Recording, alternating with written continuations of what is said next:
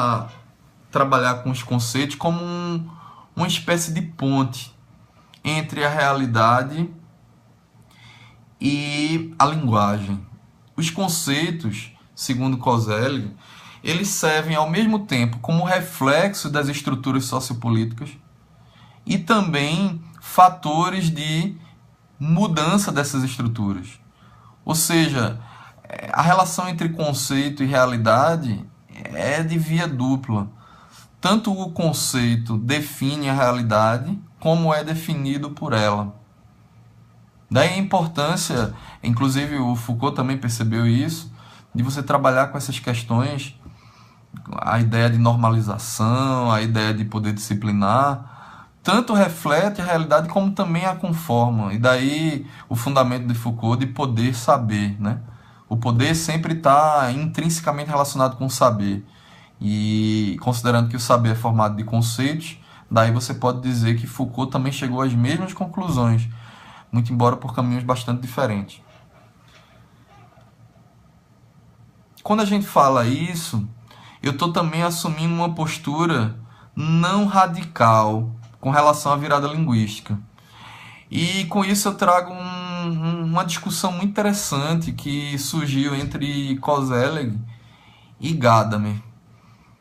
Porque o Gadamer, ele dizia, com a sua concepção talvez mais radical de hermenêutica, que tudo é linguagem, que não há nada extralinguístico fora da linguagem. Isso para o historiador soa muito forte. Porque, muito embora a gente não possa deixar de reconhecer o papel da linguagem, inclusive na constituição do conhecimento, a gente também não pode ser, talvez, extremo de dizer que não há nada fora do que é linguisticamente concebido. E por isso Koselleck assume essa posição. Diz que existem fatores extralinguísticos e que, portanto, o conceito serve como uma espécie de ponte entre os fatores extralinguísticos e linguísticos. Daí a importância de se estudar esses conceitos. Os conceitos, eles servem exatamente para... Eles servem como uma ferramenta heurística. Ou seja, o Foucault também gostava, né, de dizer que a obra dele deveria ser vista como uma caixa de ferramentas. Até nisso, o Koselleck e Foucault se aproximam um pouco.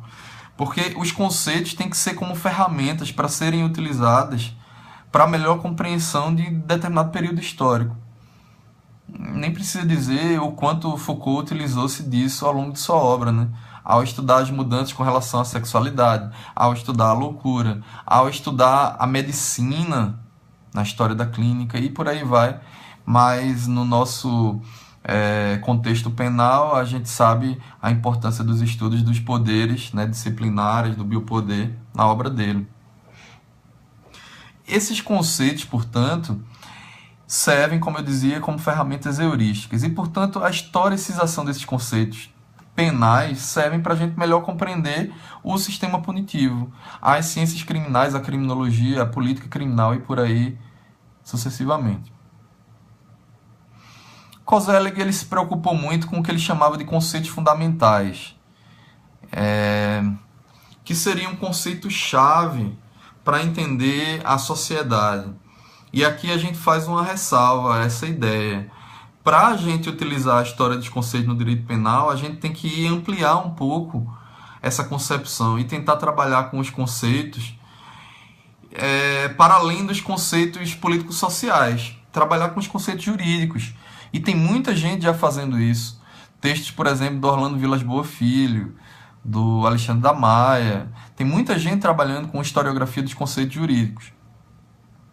O que a gente está tentando fazer agora é trazer isso para o direito penal também, para a criminologia. Bom,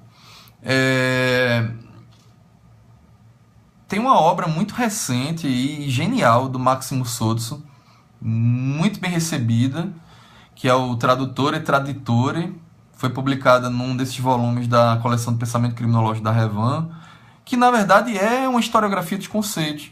Ele faz uma história da tradução e recepção dos conceitos, criados pela criminologia de matriz europeia na América Latina. Então é um exemplo muito recente, né, e muito bem sucedido de história dos conceitos na criminologia. Infelizmente, são poucos os exemplos que a gente tem, mas felizmente os exemplos são geniais, né? Esse é um texto que eu recomendo bastante, Tradutor e Traditore, que saiu num dos últimos volumes da coleção Pensamento Criminológico da editora Revan. Bom, para se estudar os conceitos, a gente tem que entender um pouquinho da teoria da história de Koselleck. Inclusive para verificar se seria possível usar essa teoria da história no contexto penal. Pois bem, o Koselleck ele parte de uma ideia de secularização, ou seja, o mundo após o iluminismo, principalmente a partir do século XVIII, ele perdeu um pouco aquele pensamento fincado nos aspectos teológicos. O Max Weber chamava isso de processo de desencantamento do mundo, ou de mundanização, secularização.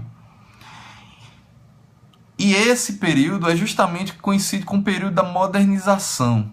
Esse termo modernização, Neuzeit, significa justamente um período onde novos conceitos foram criados ou antigos conceitos foram ressignificados.